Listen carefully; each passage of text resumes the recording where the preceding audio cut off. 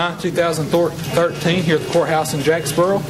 At this time, I'll ask everyone to stand, and I'll ask Daniel to lead us in a word of prayer. Our most kind and gracious God in heaven, we thank you, Lord, for this day. We thank you for everything you've done for us. We pray, dear Lord, that we work together, come to good sense, dear Lord, and help one another. We ask you to bless our kids as we go to make it better for them. Bless each person here. Thank you for everything you've done for us. We love and praise you. And these things we ask in Jesus' name. Amen. Amen. Johnny, please. I pledge allegiance to the flag of the United States of America and to the republic for which it stands, one nation, under God, indivisible, with liberty and justice for all.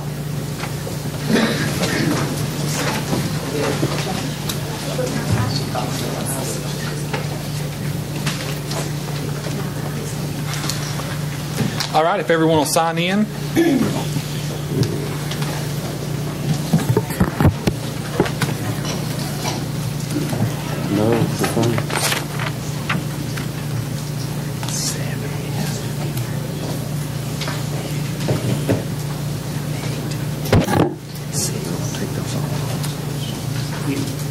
don't have to. Okay. All right. Madam Clerk, if you'll announce the roll. Parker, present. Mr. Burge. Oh, Johnny got it. You must have on this creeks. It's on. Yes. That's mine. That's what I have.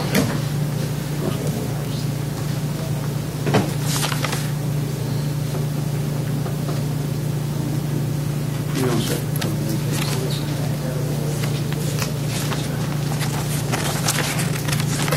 I'm going to vote electronically for John.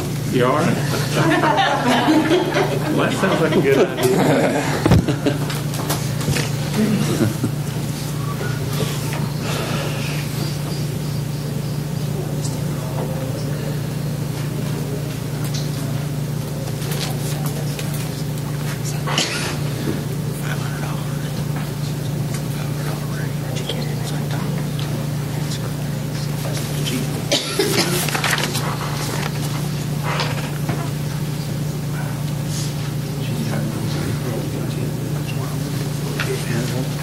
I mean, configuration.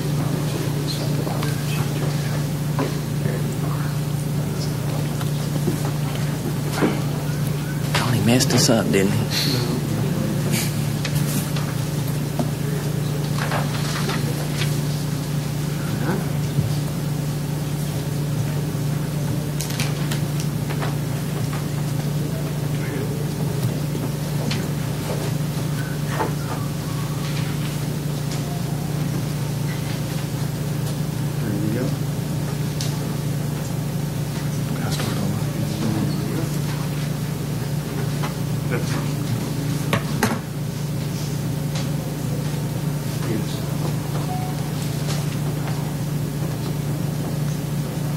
All right. Everyone Now try it again. Everyone sign in. How many sergeants down there? They got it.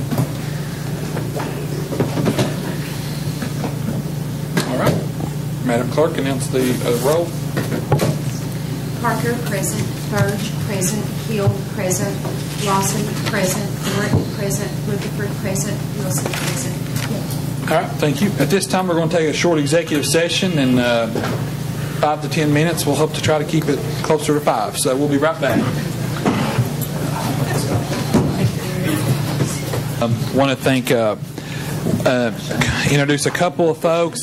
Miss Vicki Heatherly is here. She's our new federal projects supervisor. So Vicki, welcome and thank you. And we welcome everyone else out in the audience tonight. The next up on the agenda is our approval of the consent agenda. Can I have a motion to approve the consent agenda? So moved. Motion by Mr. Ork. Is there a second? Second. Second by Mr. Hill. Any discussion of the consent agenda? You ready to vote? All in favor of the consent agenda vote aye. All opposed vote no.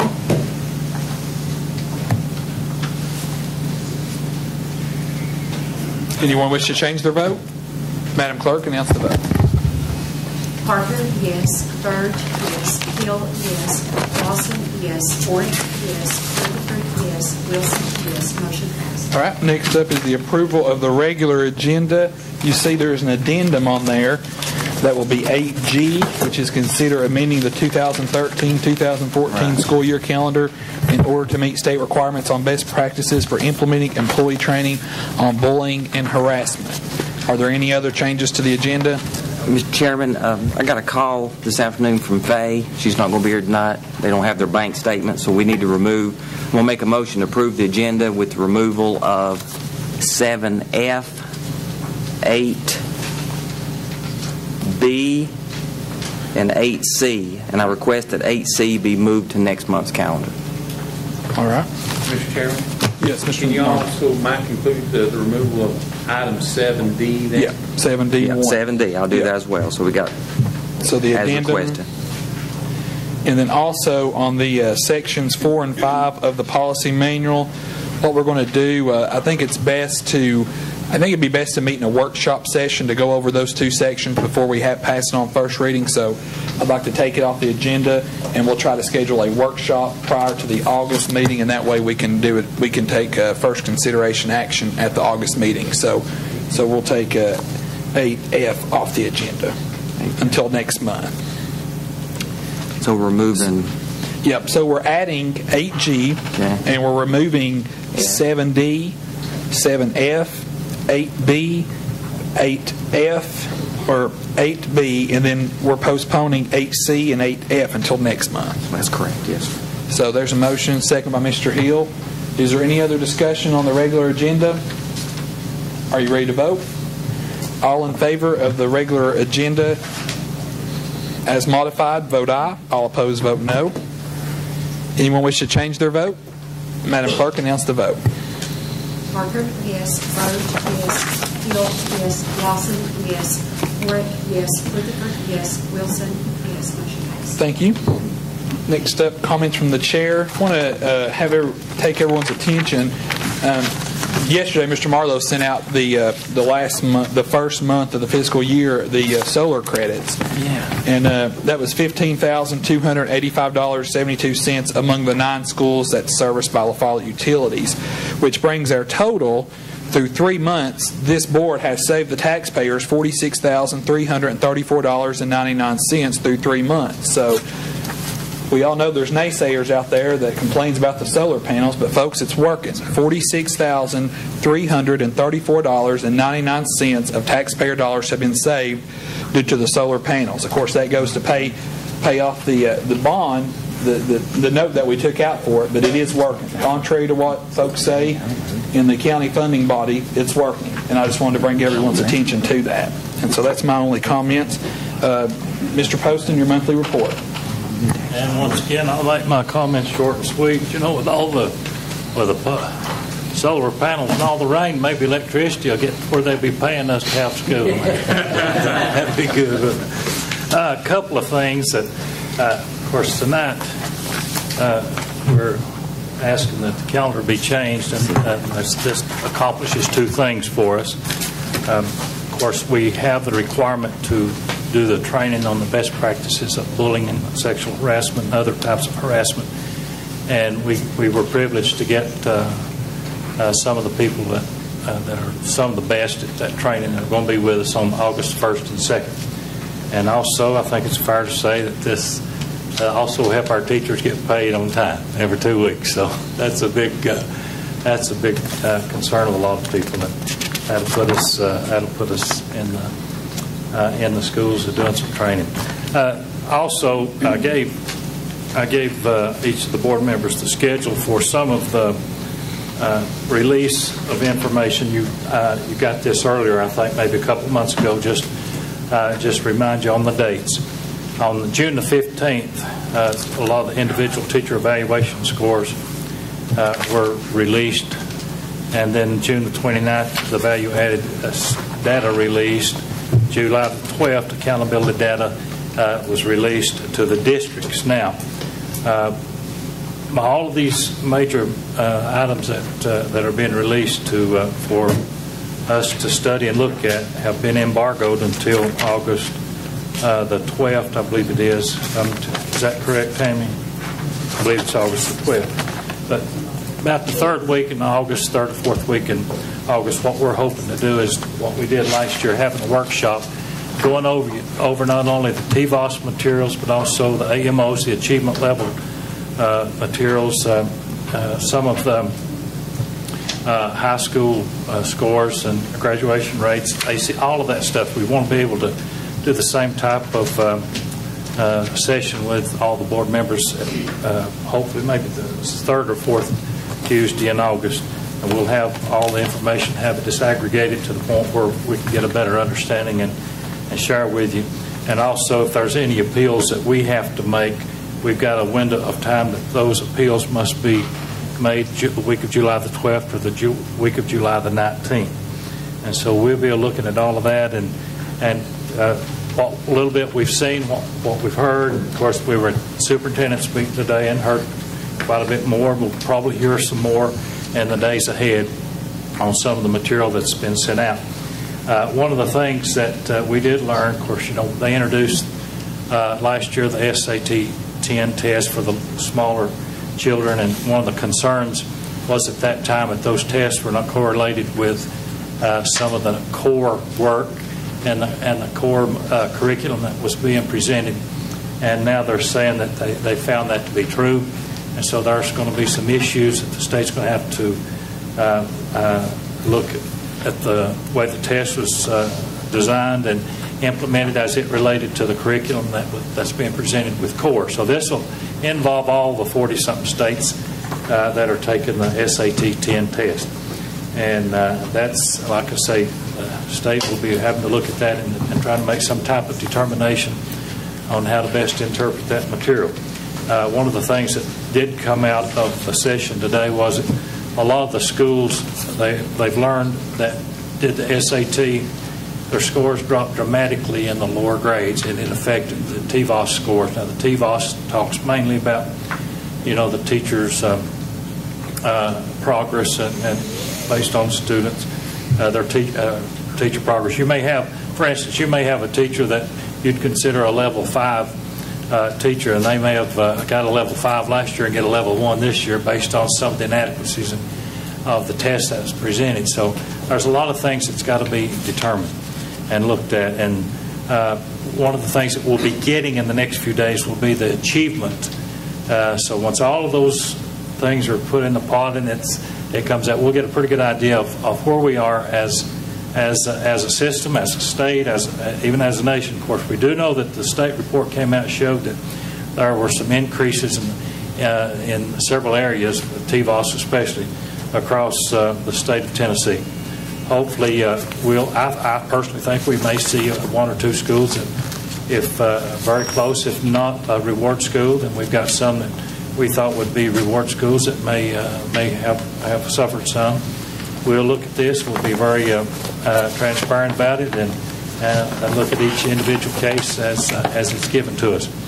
And so that's in the days ahead. Of course, I realize that most of the board members may be able to be at the meeting with the new law, or not the new, but the scheduled law meeting this weekend, and with the State Department. And so I'm sure they'll be talking about some of the new laws, some of the implications as the Reform Act, some of the implications of the Reform Acts and the laws that are coming along with that.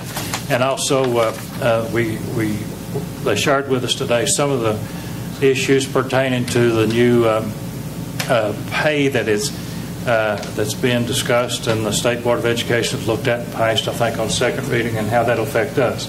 One of the things we were told today, that if we had a pay scale in place that was paid, where we paid above the minimum that the state required, that it should not affect those systems. They would not be required to present a differentiated pay scale over the next year or so.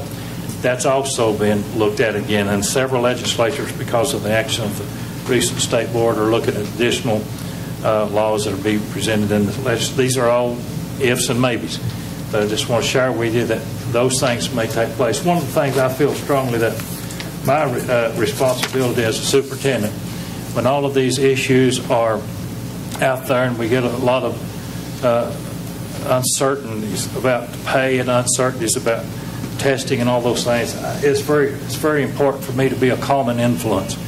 One of the things that concerns me, and that not only concerns me, but concerns a lot of people across the state, they're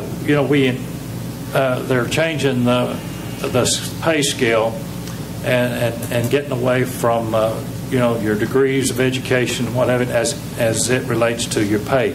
It's kind of sad. We want to encourage our kids to be lifelong learners, but then we're saying, and some of our leaders across the state are saying, we don't want our educators to be lifelong learners. That bothers me. Now, that is a personal Donnie Poston opinion, but it concerns me that some of the new things that are coming down may actually be saying to educators, don't worry about getting additional education. Don't worry about going on trying to get advanced degrees. It's not going to help you in your pay and advancements. Now, that's sad. I still say that the more opportunities that we get to learn more about our skill and the more opportunities that we have to be better about our job, then we need to do that. Whether our pay is attached to it or not, if we love our kids and try to provide a good education, we'll want to do that. And hopefully some people down the road that are in the power to do so will pass the laws that will protect those rights of teachers to get the incentive pay they deserve. Thank you. Thank you, Donnie. Next up, recognize Jeff Marlowe, Director of Finance. Mr. Marlowe will start off with the monthly financials. I'm sorry, Danny. If you have a level 1 teacher and a level 5 teacher, do they get paid the same? Basically, in their evaluation? It's on the same years of experience and all of that. So if a level 1 teacher is not doing, say, what they're supposed to do, they still get as much as a level 5 that's doing their job? That as the scale is set up now, that's true. Now, that's part of the plan and that's being presented if they have like 2 or 3 consistent years right. of the lower pay, and they're replaced back in those positions, and that's where some of this differentiated pay is being looked at and wrong. Okay. Is that that's in the procedure to go to merit pay? Yeah, that's part of it. And now this year, all teachers will get the 1.4% raise, right? 1.2, I believe. 1.5. What is it? I mean, the last I saw was 1.4. 1.5. 1.5. Okay, all right. Certified teachers, Well, right? that 1/10% will help a little, I guess. But I've been trying to read and follow this, and it's headed toward merit pay. Mr. Wilson asked a question there about teacher performance and the way they're evaluated, and the evaluation is going to mean a whole lot. Yeah. And the state's pushing that even heavier, that you reward performance more than you do seniority in education. Right. That's what. Okay. That's one of the things that, for instance, let's say I have a doctorate in administration supervision, and I'm teaching a 3rd grade class. And what they're saying is that doctorate in administration supervision should not be rewarded. Right. You couldn't make the same as somebody with a master's degree. Right. As a 3rd grade teacher, whether it be on a BS or a master's level. In other words, if I have an elementary degree, and let's say I got my master's in elementary education, and then I go back and I get a doctorate in administration supervision, and then my job is still in 3rd grade education, then my pay should be based on the master's for that 3rd grade position, and not the doctorate degree. Yeah, right. Now that's where we're headed. That kind of goes back, the director of schools now can be the least educated person in the county. Absolutely. All you have to have is a BS degree in basket weaving, and if you can get the votes on the board, you can be the director of schools. So we have some weird rules. Okay. So let me make sure I understand my question that I asked you. I'm sorry, I don't mean to be so long, but say a teacher, we go back to the 3rd grade teacher, she's got a master's degree and all that, and her class doesn't perform, the grade to that class is down. Do they get paid the same as a teacher whose class is accelerating? Absolutely. Under the present. Yeah. But it's changing. Yes. Now that I said, yes, that is where, that's where they're hoping to head. Now, at the same time, Mr. Wilson, if, let's say, for instance, this year, that you get a 1 on TBOS. Okay. And it may be that there are several factors that play into that. The ability levels of the students and all. A lot of people says that doesn't have an effect, but it does, and they've already proven it again. Okay. And then let's say next year you get a level 5 or 4 or 3. Then the next year you get another level 1. See, it's got to be consistently low. Okay. Okay, I understand that. Yeah. Okay. Yeah. So just because they have one bad year don't mean that they're a bad teacher not doing their job. Right. And okay. But if they have 3 bad years. Let's take a high school teacher. Let's say you've got a high school teacher that's teaching, say, algebra, maybe teaching. Oh, Lordy. Let's say that they have bless her heart. Some other, a couple other subjects. Let's say that they get a 1 in algebra, and they get a 5 in the other class, and maybe a 2 in the other. Now, what's the composite of that? How is that looked at? Of course, what the principal's got to do is try to move those positions based on the results of the TBOS and the information from the test that they get, and that's not an easy task. No, I can understand that. I know your job's hard. I know it is. Of course, you got to take into consideration that the degrees, what they're highly qualified in it. There's a lot of different factors, right? And I don't think we've even scratched the surface of truly understanding at this point all the reform measures that are in place. And I may be totally wrong, but I'm just listening to my peers and everyone else. We are scrambling to understand this, and it seems like once we get a bit of understanding, the rules change. Yeah. And so,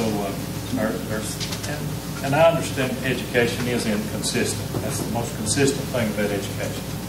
Thank you. Mr. Marlowe, monthly financials. Beginning with the General Purpose School Fund for May 31st, period ending.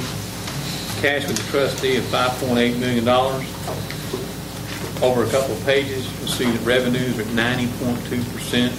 Top of that page, you'll see property tax produced 99.7%. So we're going to hit the 100 percentile mark with the June collections. And one more page over, you will now see your appropriations coming into alignment with your revenues at 89.3, so roughly in balance, as we told you over the last few months. As you get to the end of May, they level out. And Federal Project School Fund cash $476,000, which means we're into our money about $24,000. We have $500,000 cash in there. 2 pages over. Revenues and appropriations are in balance with each other, 86.9% of realization. So again, as you end in May, roughly in both funds, 99%. And in the final fund, cafeteria fund, $569,000 in cash. Over a page, 2 pages, your revenues and expenditures in comparison, 93.6% realization revenues, 93% of expenditures. So we finally have nailed down the cafeteria fund to get it in balance, which is exactly what we've been struggling with all year long, as you know. Finally got all that in balance. So after the end of May, everything is good and where we expect it to be. I'll answer any questions you may have. If not, a motion to approve those reports. That's the first time since August that I have understood and been able to keep up with everything, know what's going on. I'm proud of myself. Can I have a motion? Yeah. I make a motion to approve. Mr. Wilson makes a motion to approve the 141, 142, and 143 fund reports. Is there a second? A second. Second by Mr. Rutherford. Any discussion?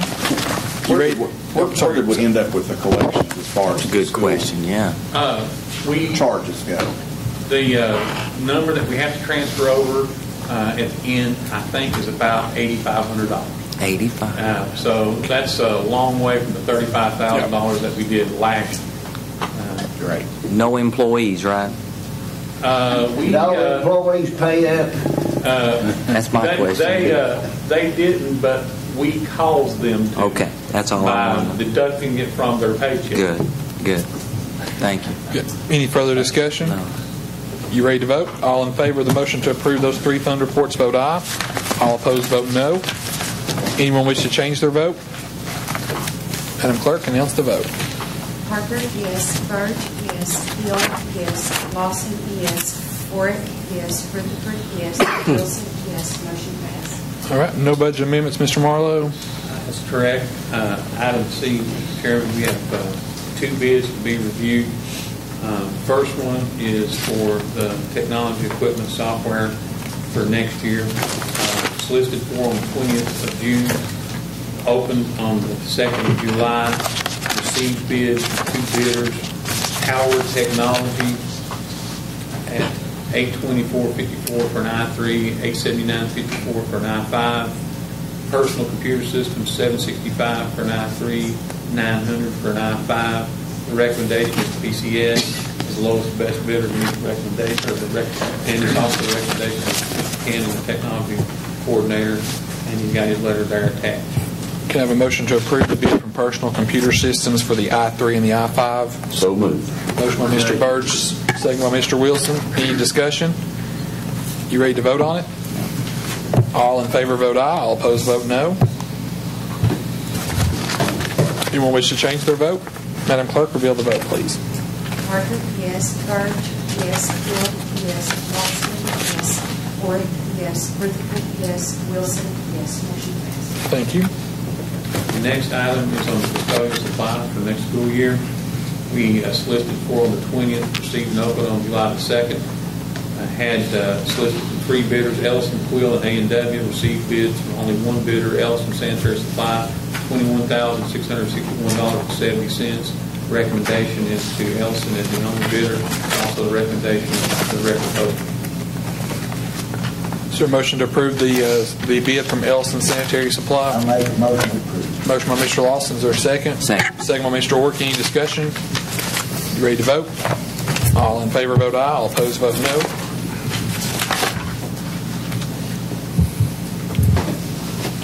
Anyone wish to change their vote? Madam Clerk, reveal the vote, please. Parker, yes. Burge, yes. Hill, yes. Lawson, yes. Ford, yes. Rutherford, yes. Wilson, yes. Motion passed. All right. I think that's it for that section, Mr. Marlowe. Thank you.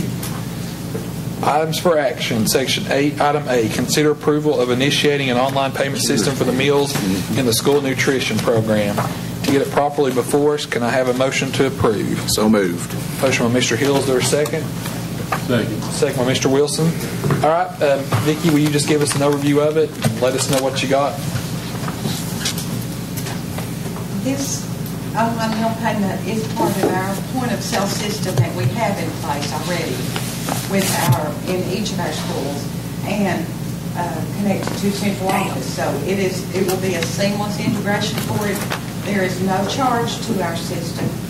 The parents will be able, and we will send out the sheet of information that I gave you in your pack. We will send out to every parent when we send the meal applications out this year. And every parent will be able to set up an account for their student, to go online and look at the balances of their student, and also to even see what they ate that day. For a week or so, they will be able to see what they ate. So, and I think that's a real big interest to some parents because they've talked to me about that. And there is a 3.95% charge to parents if they choose to put money in the student account, but only if they put money in. They do not have to pay anything just to go online and look at the information and look at the fund balances and things. It's only if they put money in the account. It's a convenience for parents, and several parents have talked to me about this, so I think we will have parents that will take advantage of it. If anybody has any questions, I can answer them. How does it work? What's the mechanics? The child comes in and they say they have a card? I mean, how does it work? No, actually, our computer system we have in place right now, where the student goes through the line and keys in their ID number, then that is tied to when the parents set up the account. The parents actually have to key in the student's district ID number when they set up their student's account. And so that is all tied to our point-of-sale system. And, of course, it is the Heartland Solutions is given, our bank accounts. It goes directly into the bank account number we give it. Now, if this works for school nutrition, later this could be opened up. Y'all may choose to look at it for schools to be able to set up the bank account with this same program to pay for the football tickets or for pictures or other things like that. So I think it's a good option to see how it works for us and see what the pros and cons would be. A lot of possibilities. Yes. Are you saying 3.9%, like if they deposit X amount of money, would that be on each deposit, or I didn't catch that? It will be each time they make a transaction, but they can go, let's say they have 4 children in school. They can go in at that time and put it into each child's account, and it's just 3.95%. So, there are some good benefits for that. And you look at what a credit card percentage is, it's not too bad for them. Well, what I was looking at is like 3.9% interest. If you got a CD, it's 0.75%. I agree. I'd like to see that other way too. He's talking like you, Eugene. Vicki, it looks like you can do, so the cards are Discover, Visa, MasterCard, American Express, and they can also key in a checking account, I guess, do an electronic check type transfer over. Yes. How are we going to educate the parents? My plan is I will send this sheet out when I send the mail applications.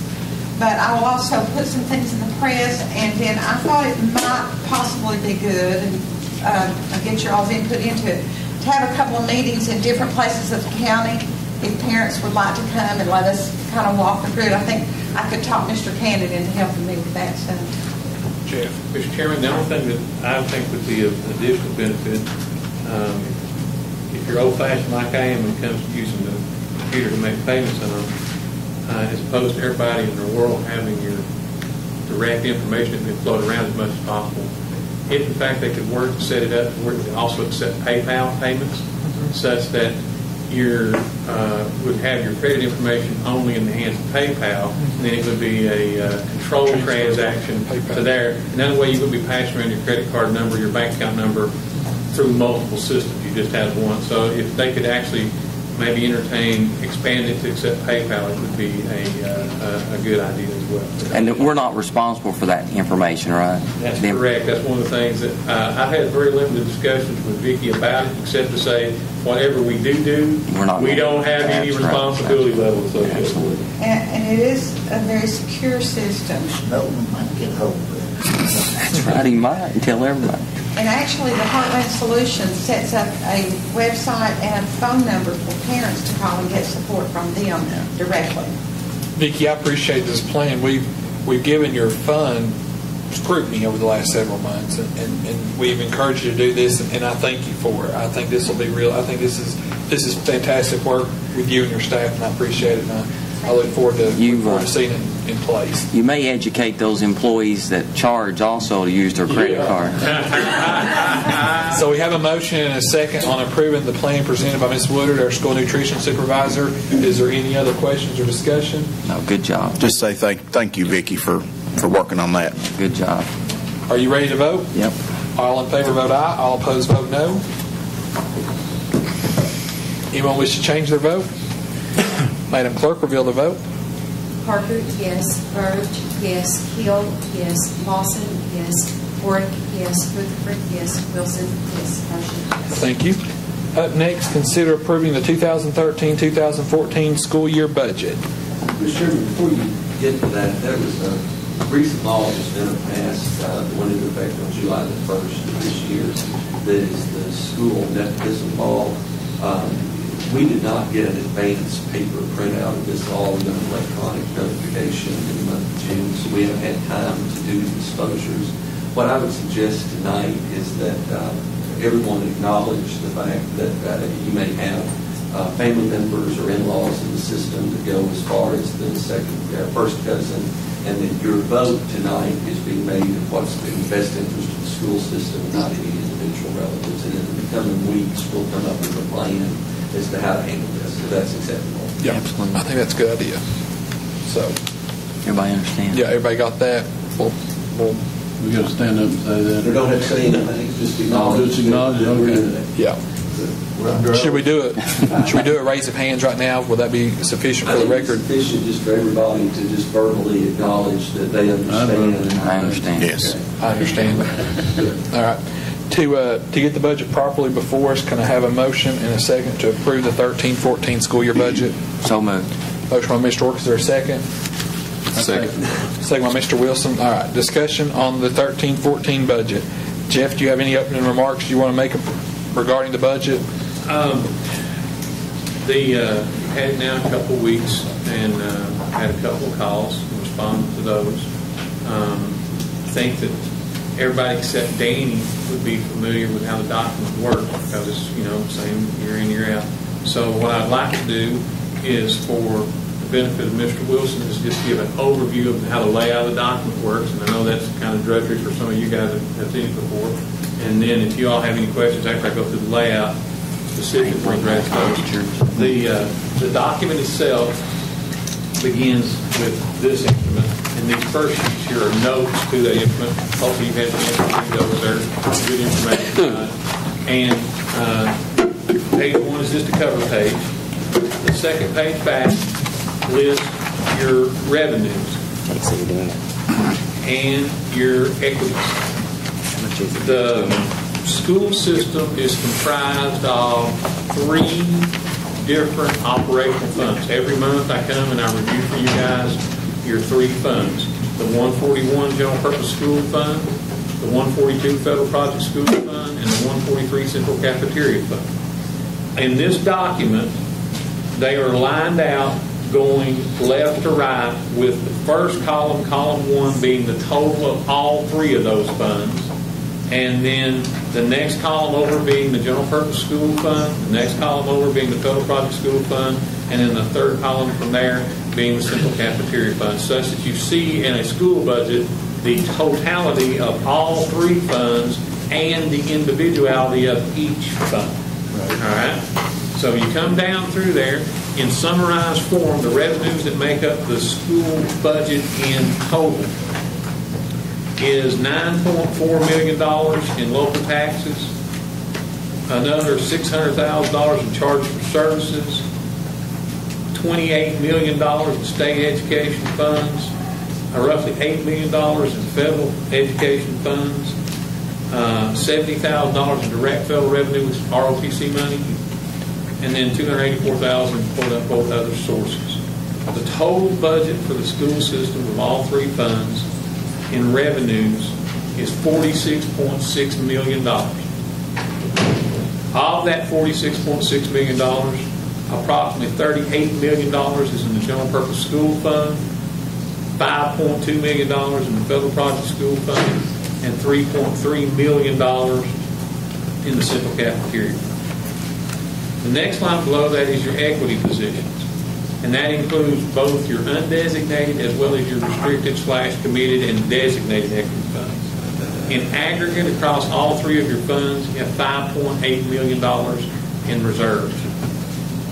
$4.6 million of that is in the General Purpose School Fund, $523,000 in the Federal Project School Fund, $500,000 of which is our cash flow money that we put in there purposefully, and then $714,000 in the Central Cafeteria Fund. On the next page over, you have a summarization of all of the appropriations that comprise the school budget. And again, it's laid out in exactly the same format, with column 1 being the total of all 3 funds, and then the General Purpose School Fund individually, Federal Project School Fund, and the Central Cafeteria Fund. These numbers down the right-hand side here, 71,100, 71,150, down, skipping down through there, those are what we call the major category or major function item. And you will see that some of the words are the same. Example being, 71,100 is entitled Regular Instruction Program, and so is 72,210. The difference between that is, and the bold up there that you can make out, instruction is the bold word above the beginning of the 71,100 section, and support services is above the 72,110. They repeat the name of the category, but it means something different because if it begins with 71 versus 72. So 71 is direct classroom related. 72 is the support services associated with the classroom. When you get to 73, you get to your other non-school related operational services, community services, the Central Cafeteria Fund, stuff like that. When you look at the bulk of the $48.1 million budget, the overwhelming part, which should be, $19 million of that $48 million is in instruction, regular instruction program within the instruction major function.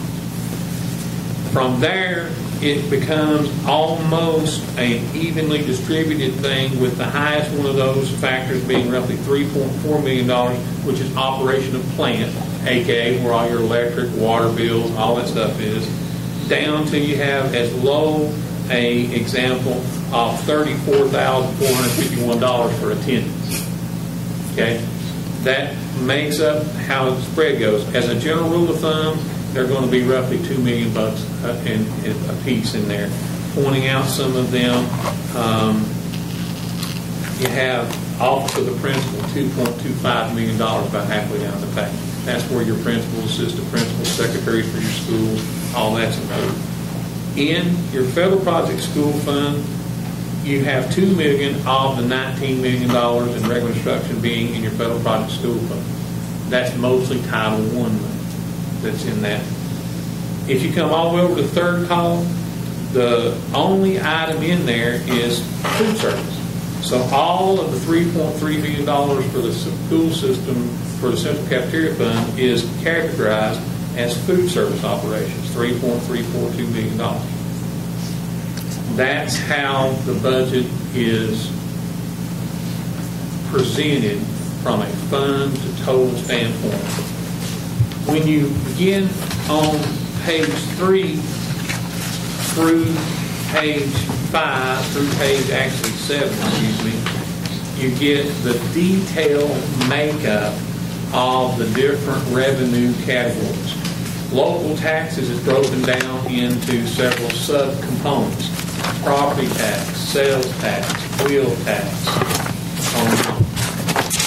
And each of the revenue items is broken down in that regard, so that when you get to charges for services, you can see lunch payments for children, lunch payments for adults, lunch payments for visitors, so forth and so on.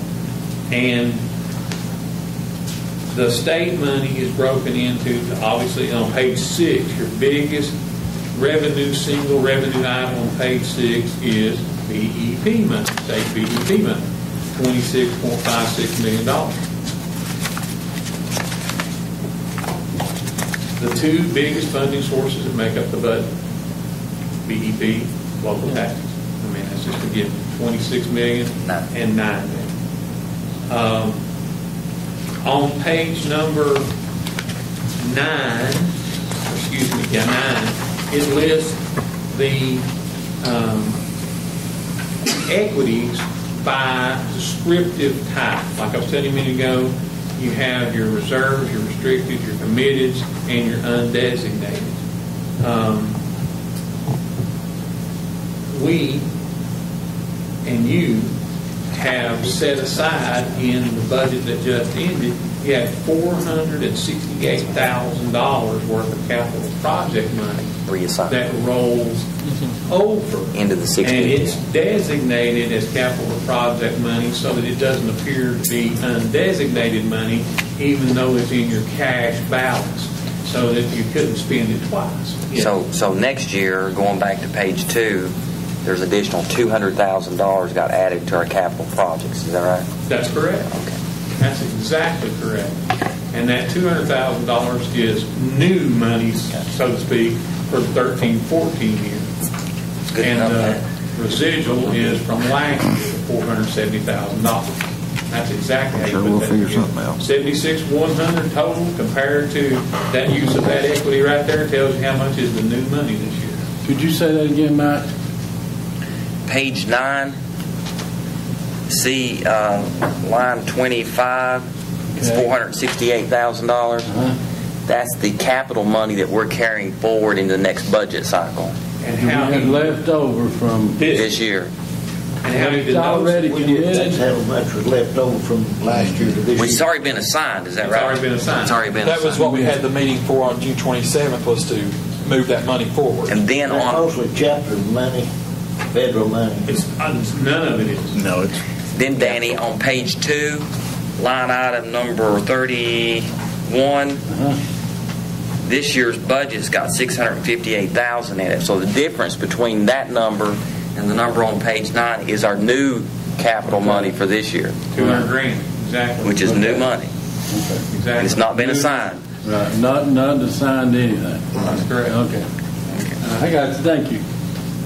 The, Following you. all right, on page 10 and throughout the rest of the book is the appropriations in detail that would say within a major category, 71-100 being the one on page 10, what are the line items that comprise that category?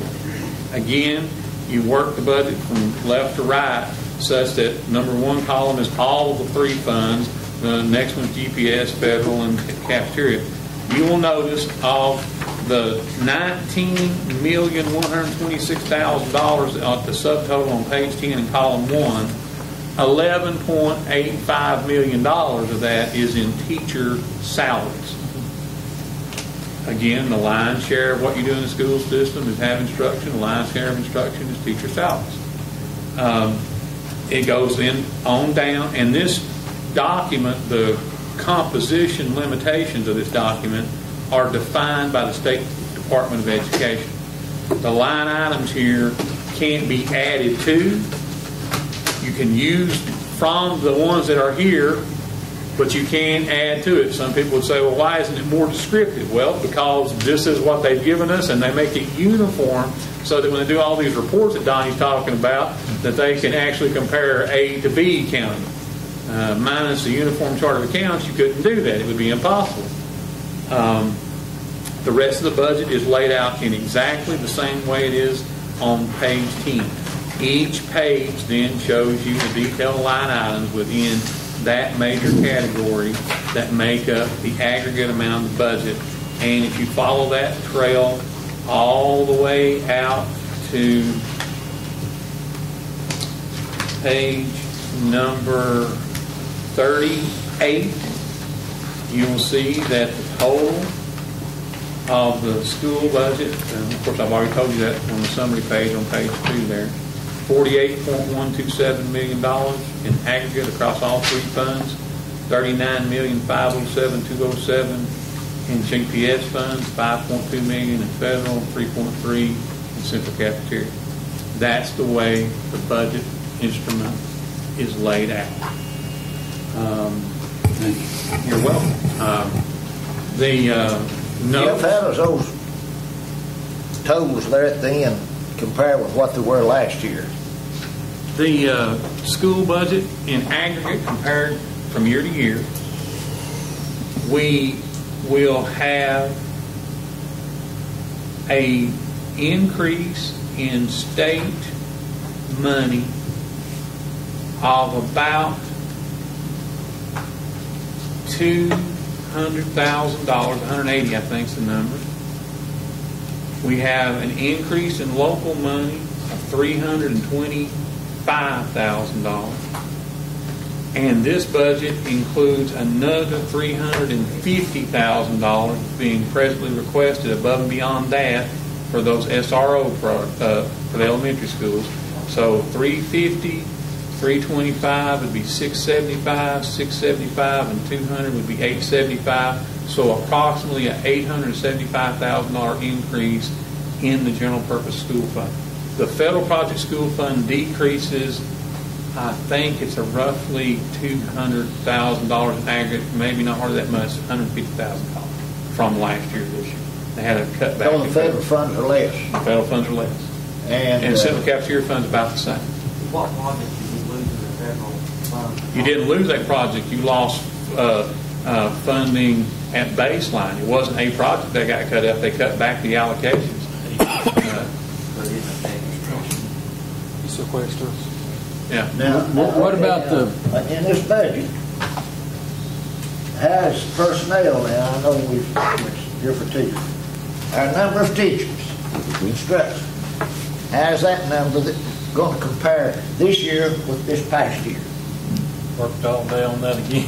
So we're going to meet all the BEP classroom requirements. It'll be over about that 14, I think. Right? We'll be in compliance, but what's the numbers going to say? We're close to the same. We had 400 last year. We're going to have 400 this year. The budget as presented to you doesn't produce any positions for retirees. It does not. I know before I vote for a budget, I don't know how it's going to affect people. I'm trying to answer your question as best I can. If you had 400 last year, this budget will include for 400 this year. Because these increases basically that we got from the state's going to be because, and the one we got locally will basically be because we're getting the 1.5% increase in teacher salaries. Is that what encompasses most of that increase? The 1.5% would cost you about $250,000.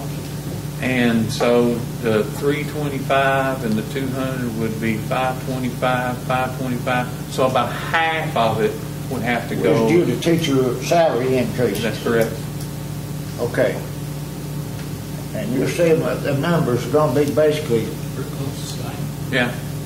Do we have any growth in students? No, we have 97 left. 97. we're projecting there. ADA, we used to call it ADA, the number. What are we projected on the difference in last year and this year? We actually project an increase in ADM based upon rolling every grade forward and then the estimates from pre-K into K. And that number is up about 127 compared to last year's November EIS report. But in funding from the state, the number is down 97 compared to last July's BEP fine. Because we lost that number of students last year. But we're projecting an increase for this year. That's correct. So and if we're going to project an increase, we're going to have some extra people, aren't we?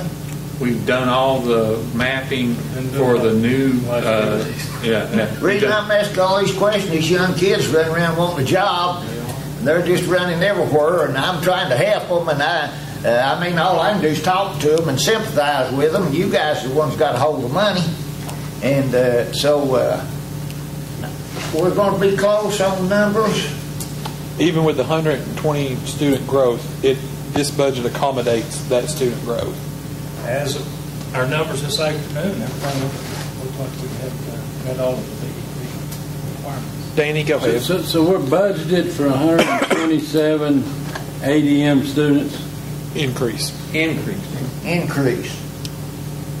More than last year. We had 97 last year. No, last year we had 5,650 colleges. This upcoming year, we're going to be at 5,770, call it, from a budgetary standpoint, and we're receiving funding on about 5,595. And if, in fact, Eugene, we were to actually get to meeting the estimates of the 5,750, we would receive growth funds, but I don't expect we will get to the 5,750. I understand. You're just projecting. We'll just have to wait and see. But if we were to get to 5,750, then we would be in line to receive growth funds. Maybe we'll get a lot of illegal aliens coming. Is it possible? Go ahead, Danny. When we was talking about not getting funded for some stuff, I believe Rita was in here talking, I think last meeting or something, about losing $50,000 for the adult education program. Did we lose that money? At one time, there was talk about the whole program going away and it being covered out of Claiborne County, but I think that they changed their minds at state level on that, and that's not going to happen. Actually, we are still working with Claiborne County on this grant, and we're actually only about 5,000 short of what we had last year, so we're in good shape. Okay, all right. They're going to be the funding agent of Claiborne County. Okay. I'm just going to pick something out of here that I think I understand, but I'd like to have an explanation. to see if I'm on the same page. Okay. On page 16, Page 16. under attendance, on line item number 9, clerical personnel, Yep. $14,457. What is a clerical personnel? Clerical personnel would be a secretary in the central office. And that would be a portion of one of the secretaries that works there of how much of her time goes toward attendance. So she would be split between attendance and some other category. Okay, so part of her pay comes out there and part of, okay. That's correct. Well, I was just trying, I didn't understand it exactly, so, okay, all right, I got you there. Okay, now, I've got a question for you, Donnie. How much money has been cut from the central office? Approximately. Just approximately. Altogether. 150, 200,000 probably. I mean, don't Okay. count We'll keep it low and say 150. That's just approximately. Okay. Yeah, close. Can you show me what line item that is on the budget? I can help you with that. Okay. Go to 72. Let me find the page. Okay. It'll be easier for All you. right. Hang on a second. Yes, sir. I'm sorry, guys, if you give me a hard time. I'm not trying to give nobody a hard time. I'm just trying to make sure. Go over to page number 24 and 25, Danny.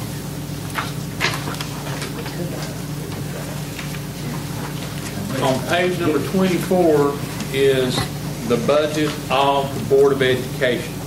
Okay. You guys. And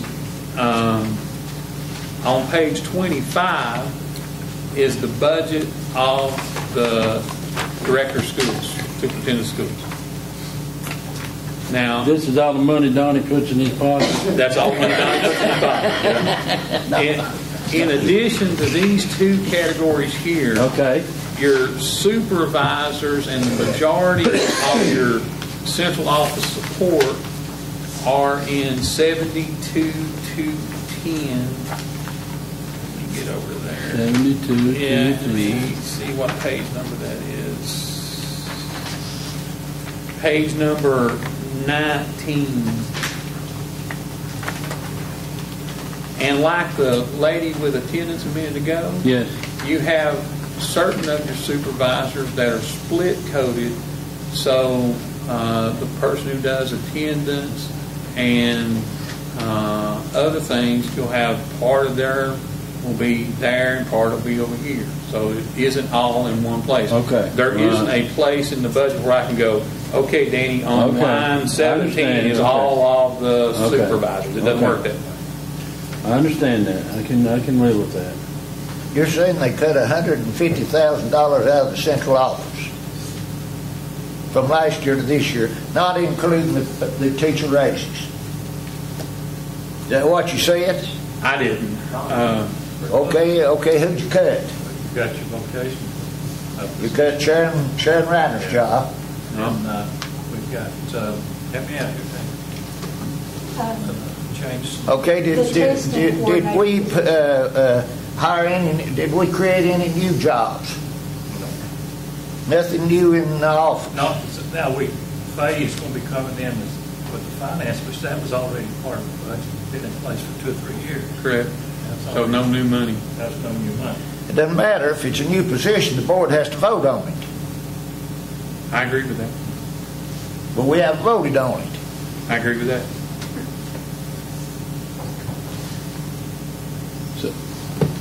But the budget instrument isn't. I understand. I'm just trying to get this. Yeah, the budget instrument doesn't convey any additional power there one way or the other. Like Donnie just said, the money has been in the budget for. It's been 3 or 4 years. 3 or 4 years. Okay, now, has there been any changes? Like we say, okay, we don't have a vocational director anymore. That's correct. Okay. We have an elementary supervisor, and we have a secondary supervisor, and we have a chapter 1 director, and we have a cafeteria manager. and what other personnel do we have, and have we created that position? Still got attendance and materials. Yeah, materials is a state requirement. That's still What now? Material supervisor Jackie and locating now Rita. She's still in place. Yeah. Okay, we have an adult supervisor, adult education supervisor. Adult. We actually have one there. What did you ever say about that adult education? Are we the funded body, or are we the one hiring the personnel, or is Claiborne County She's doing it? still the supervisor of this program. They just happen to be the funding agent that we pay. They fund, Yeah, we just send our. and she supervises. She supervises for this county. Of course, she's also over materials and facility and some of the, what is it, 21st century? Well, exactly what is the change in that program? Just the funding agent. You used to get money straight from the state, Eugene, and now it's going to go through Claiborne County and come to Campbell County. They used to be 90. They're going to get some money and give it to us? Yes. Well, they explain it that way. I wonder why, but I guess that's right. Some Calls. there's only 40-something calls, 40-something funding groups now. There used to be 90-something. They're bringing that core group, they're bringing some of that together. I understand, but if you don't ask these questions, see, then when the school gets started and we get into this budget, and I don't even know what we're talking about, and so if you ask questions, a lot of times you're a smart aleck and nobody don't want to hear you. But now's the time to ask them. Okay. So now we got any other supervisors? Let me try to run them all down. All I think it'd right, be easier. name them all for me. I don't know who they are and how much money they're making. I don't know how much money they make, But I but want to know. Okay, we don't need to know that tonight, but I want to know that. And if we create any new positions, the board is supposed to vote on it. don't disagree at all. Okay. It used to be straightforward where we didn't have them all combined, but you have a material supervisor who, in addition, is a material supervisor. That's a combined job between the adult education and the materials. And something else. I can't remember what it is. She's got Career ladder. career ladder, Extended contract. extended contract, elevated. And what, Tammy? PDP and the after extended day program federal one. Okay. She does 21st century, that's what I was trying to think of, yeah. And who is that person? That's Rita Goins. Then you have Mr. Nidifer, who is the secondary supervisor, the attendance supervisor, and transportation supervisor. And he also is going to pick up some of what Sharon used to do over the technical. He's got a mighty big order. Yeah. Let's see. You have Tammy, who is the elementary supervisor. You have Vicki, who's the central cafeteria supervisor. You have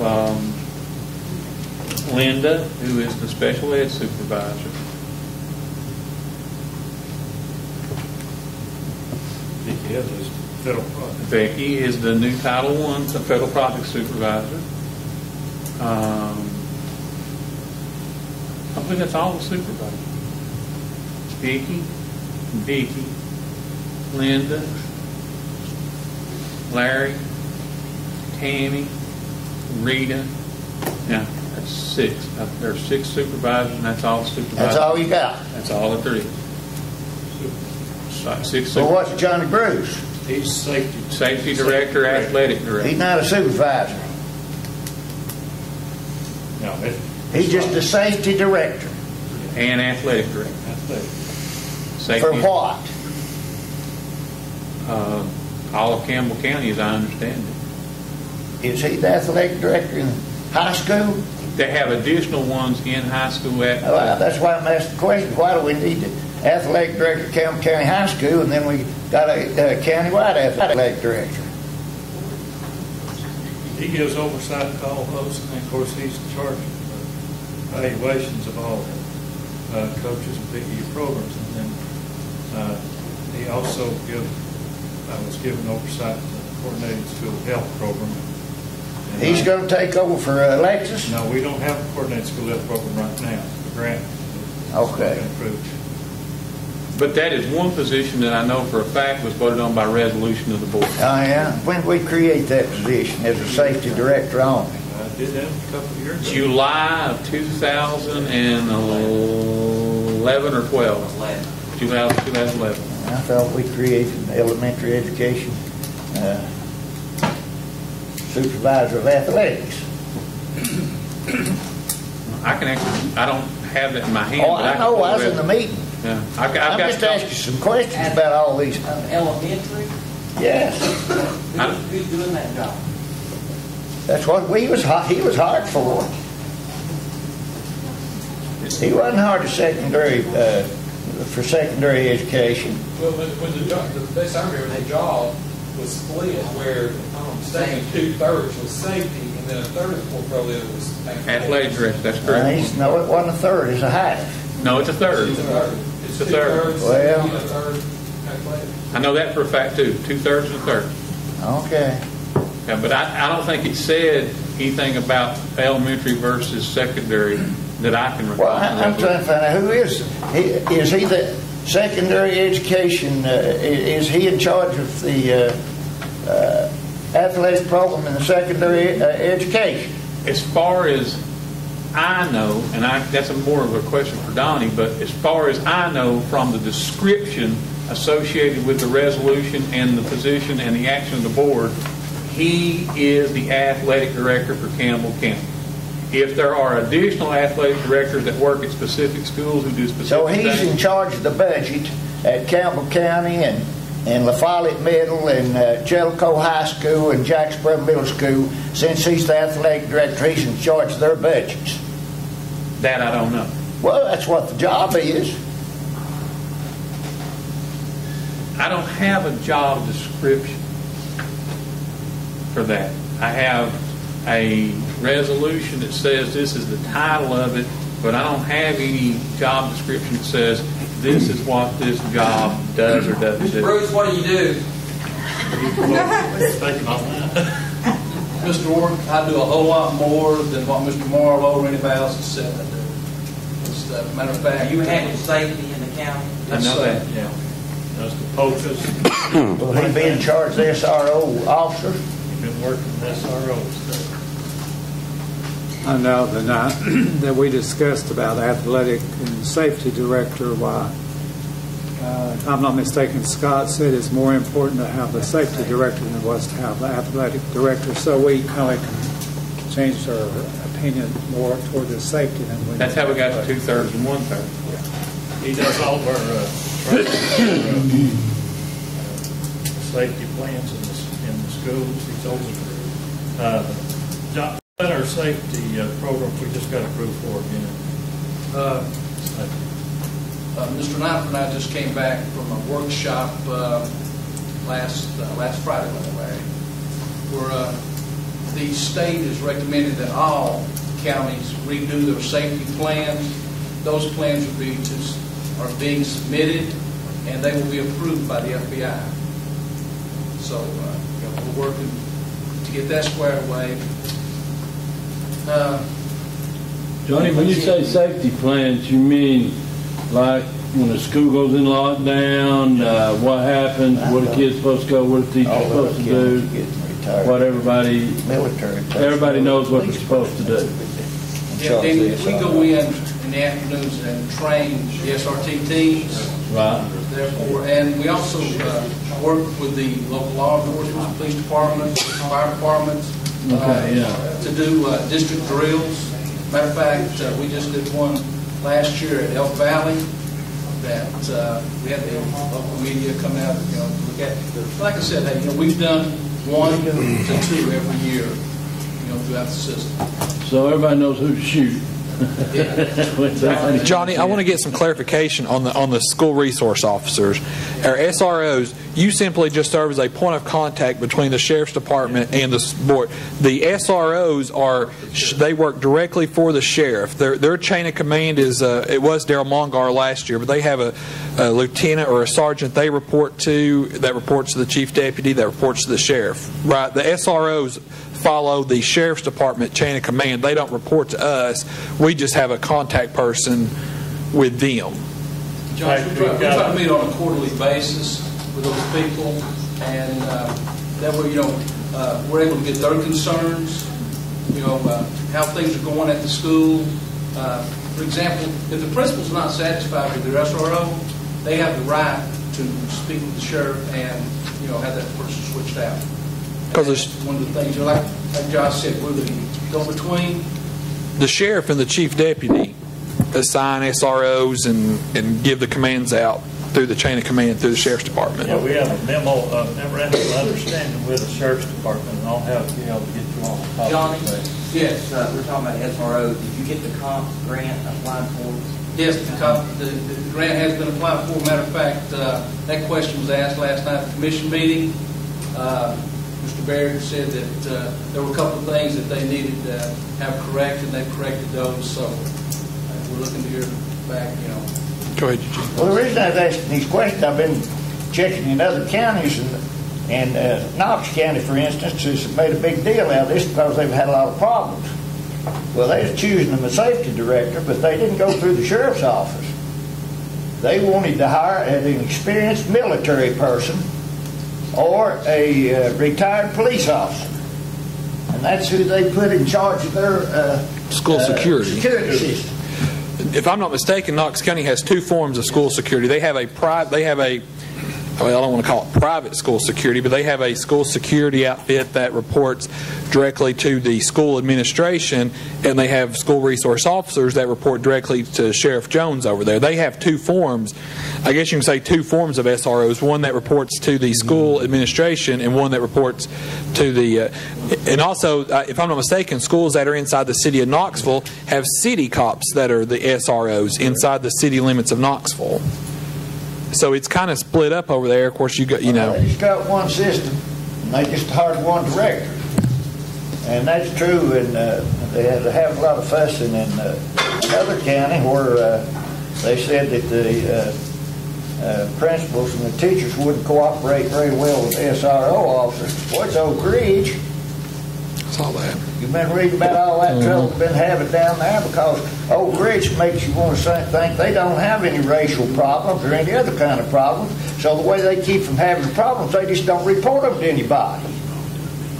And they're having trouble hiring their security system. I've been kind of following that. And now they've got security officers in the school that's under and in charge. He's under the supervision of the director of schools.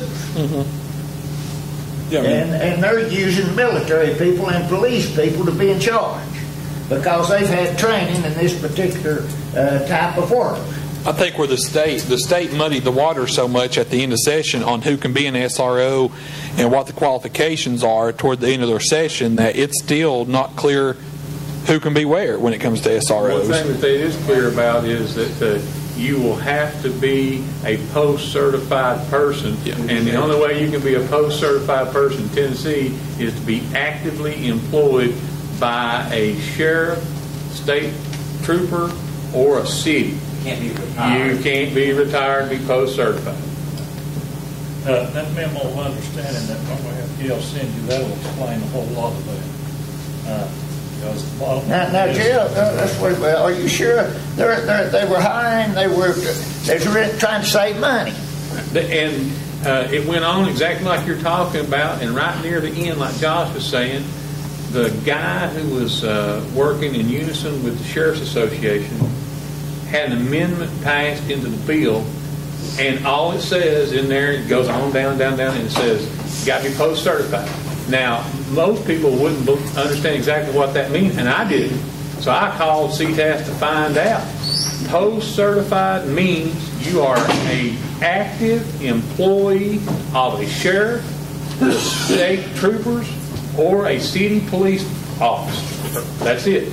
You cannot be a retiree or a part-time or any of that kind of stuff. It has to be a post-certified person, and the only way you can get there is be employed at one of those three entities. But you could change the name of that. How does Gatlinburg Pittman get away with it? They don't have, the sheriff's department don't have anything to do with theirs. I don't know. They use a different name and do what he's talking about. And it may be a different name. Yeah, they go under a different name. I think that's the confusion. But now, I sort of agree with Eugene. The biggest problem I have with Mr. Poston not being in charge of it, every 4 years when the sheriff gets elected or re-elected or whatever, they can upgrade your whole system. And I know that happened here 3 or 4 years ago. They started moving them around, and principals were happy with SRO officers, and next thing you know, they were at Jacksboro or whatever. I mean, that's something, once we get the money approved, it's something we had, have a long discussion about. It's worth discussing anyway. I mean, how that relates to this budget, we're going to ask for the county to pay for these SROs, and it's going to take a 4-cent tax increase in it. You think we're 5 cents? You think we're going to get that, Jeff? No. Well, I don't either. Of course, some of these, that'll put some heat on the commissioners to say, okay, you're not interested in the safety of our children. But they're going to say you're wasting all your money over there, and you take that money you're wasting and pay for it. Mr. Bruce, that's where we're going to be. Mr. Bruce, how much training does an officer have to have an SRO? They will go through the basic training as the police officer go to the academy, and it's a 40-hour training. I think we can get that in one. So all this money is included in the budget? For training?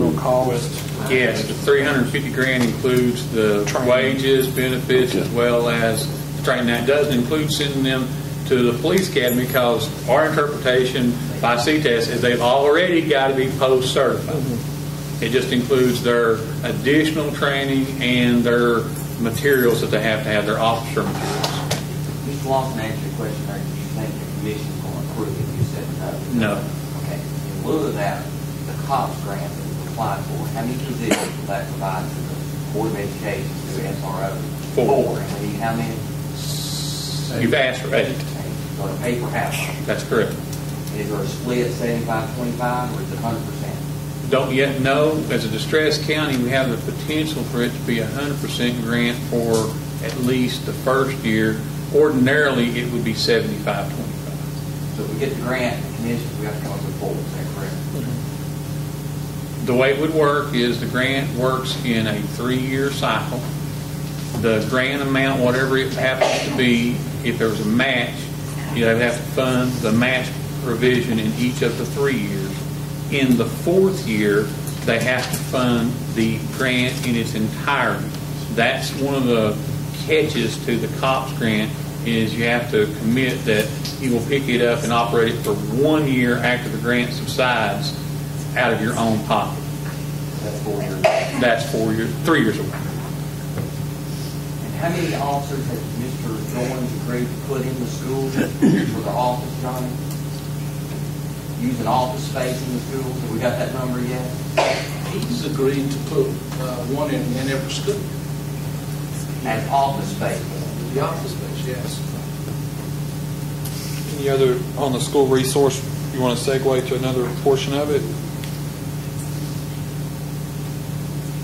Did you get your answer about that? Yeah, I understand where we're at. I still kind of feel that if we're paying for them, we ought to be the boss. And if they're paying for them, they probably ought to be under their supervision. So maybe we'll get the 4 cents or the 5 cents. Okay. It's supposed to be an optimist, I think. We got off track here. No, it was a good discussion on the safety on portion. My question. Well, we was working on how many positions were cut and all that, and then never did get all the way through. Okay, so we got the vocation, the CTE director. And test coordinator. You've got 6 supervisors, and you cut 1 supervisor. That is the vocational supervisor. That's, to my knowledge, the cut that's been made as supervisors go.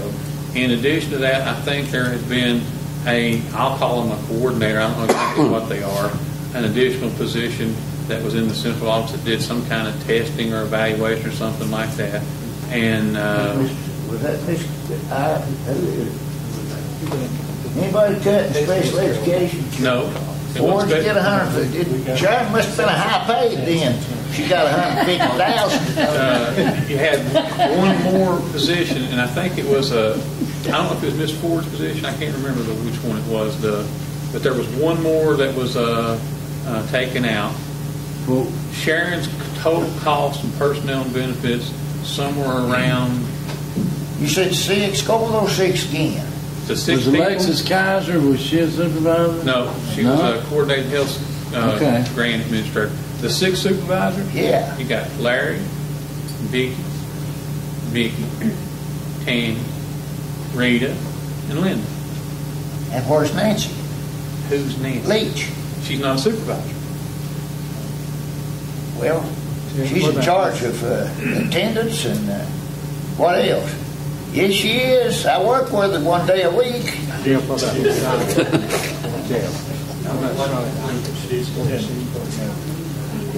Oh, yeah. They call it coordinator? Coordinator, yeah. Oh, okay. She don't get the big bucks then. No. There's only 6 supervisors. That I'm confident of. Okay. The ones who got additional duties, I'm sure would expect this, and I would expect too, they did get a pay increase. No. No, they just got additional duties? We just keep spreading it out. I know. You're going to make about as much as I do an hour, you keep going. Both of them. Yeah.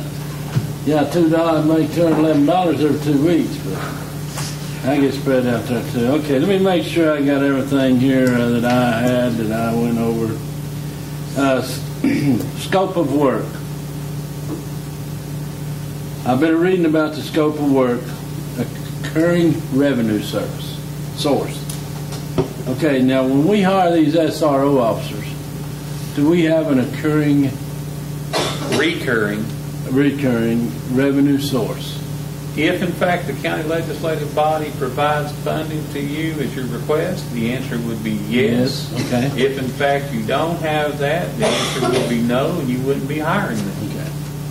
Sometimes, now I'm not talking about against these guys, but if we was doing anything, if you don't have a source of reoccurring revenue source, it can bite you. Oh, absolutely. I would be totally against it.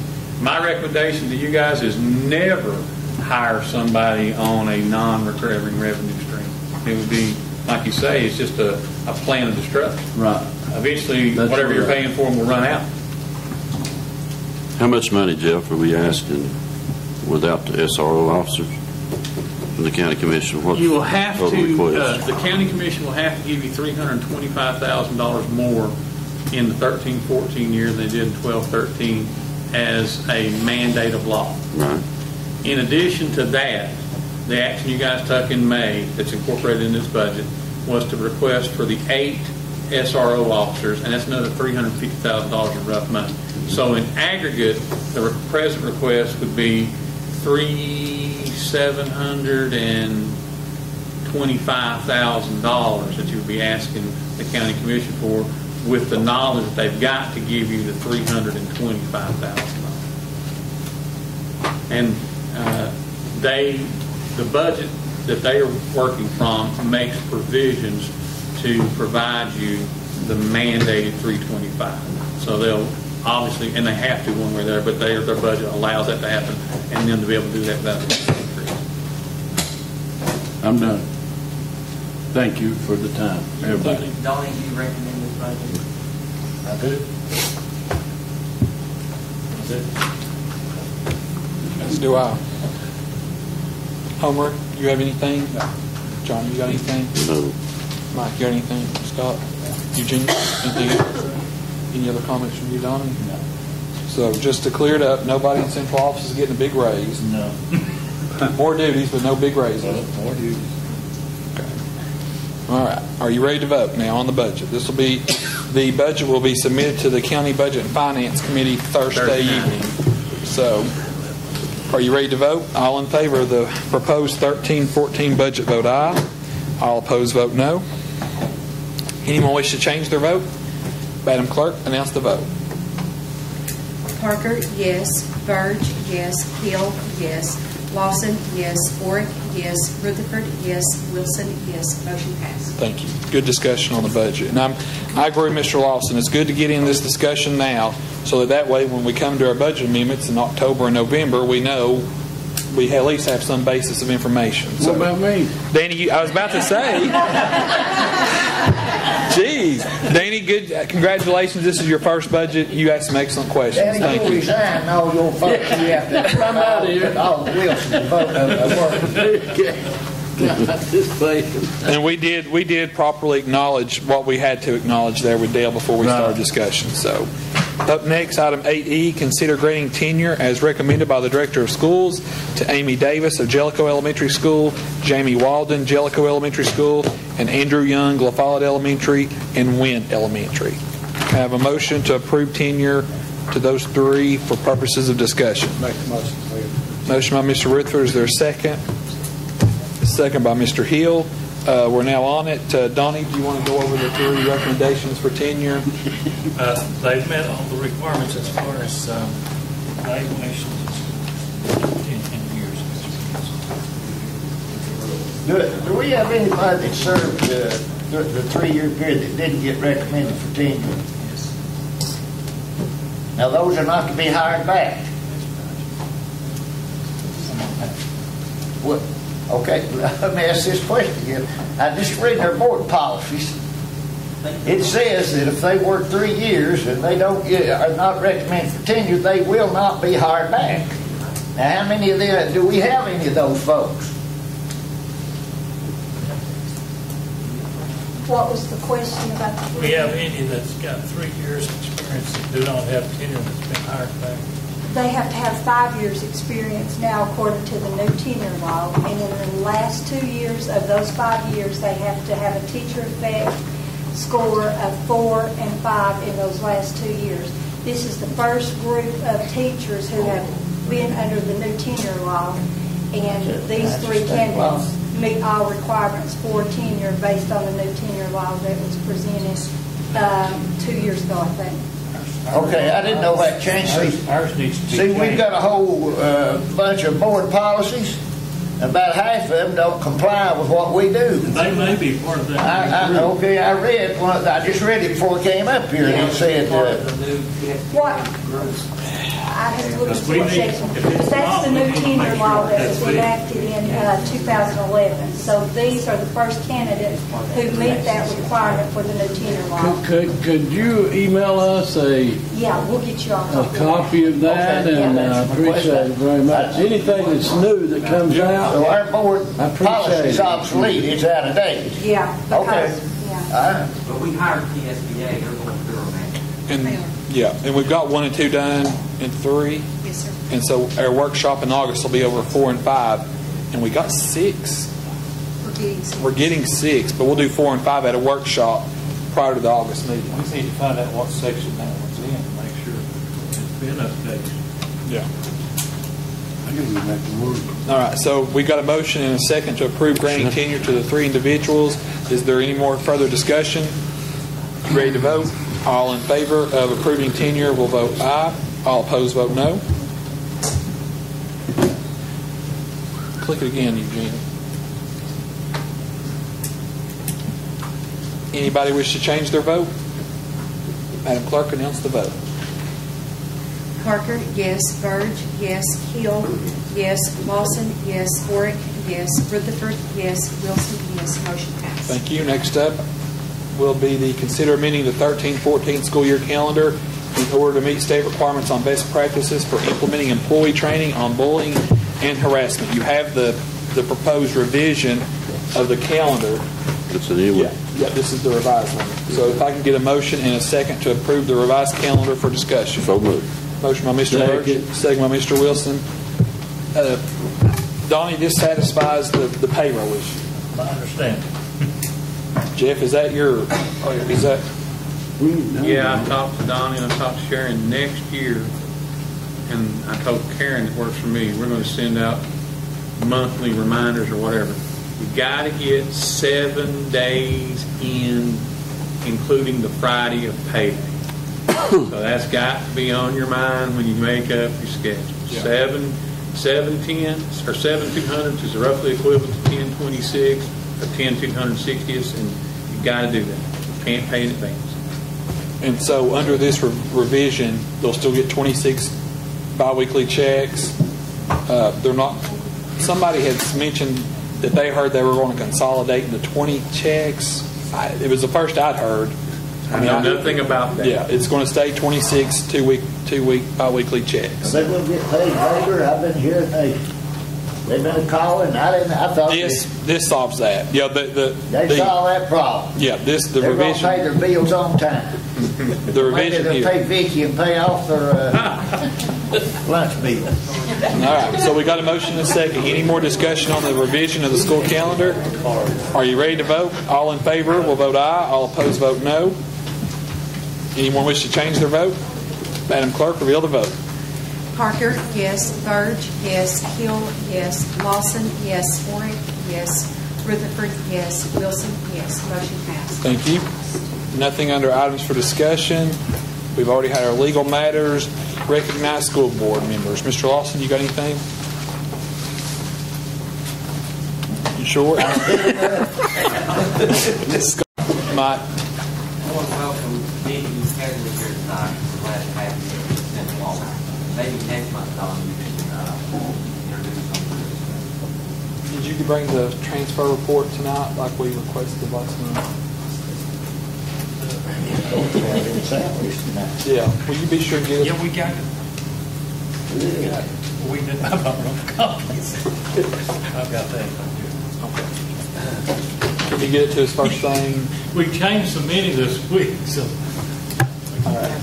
Yeah. Well, Gail, if you can email them to us tomorrow. Eugene, they'll be emailed out tomorrow. That's all. We were working right after this board meeting. But the only thing I have is that we will tonight. I will need a motion to recess until Monday at 5 o'clock. We'll need to come back Monday at 5 o'clock, depending on what the county commission does to our budget Thursday night. So that's why at the end of tonight we will recess until 5 o'clock on Monday. I'm sure to get the big check that they'll give us at 5 o'clock on Monday. So You might be surprised. Mr. Bird, you got anything? I was disappointed Director Creekmore not here. I thought we'd get out sooner. Homer, you got anything? Danny? Yes, I would like to challenge each and every one of you guys, and us too.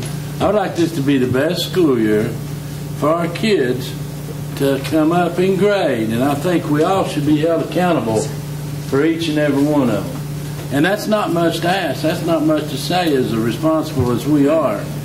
And I think it can be done if we all just be held accountable for what we're supposed to do.